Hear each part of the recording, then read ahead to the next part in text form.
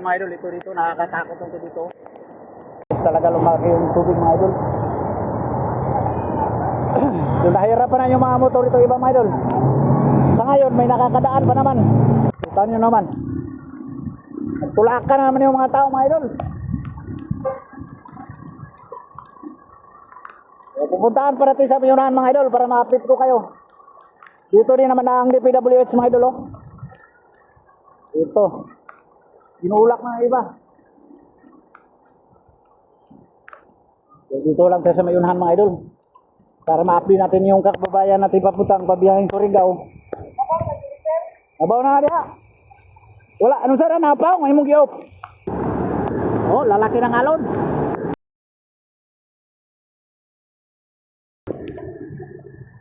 Yan mga idol. So, itong problema dito mga idol, hindi natin to masisisi sa ating mga mga idol.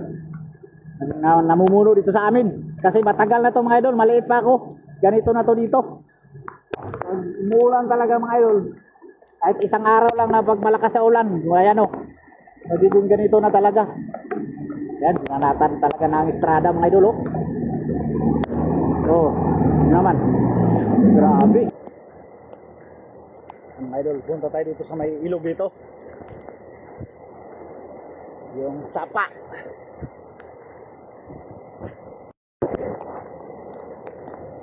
So yan mga idol. So hindi pa masyado nakakatakot yung tubig dito. Yan o. So pag tuloy-tuloy itong ulan mga idol, siguro yan mga idol, ito dito nakakatakot itong dito. Hindi pa naman malalim masyado mga idol.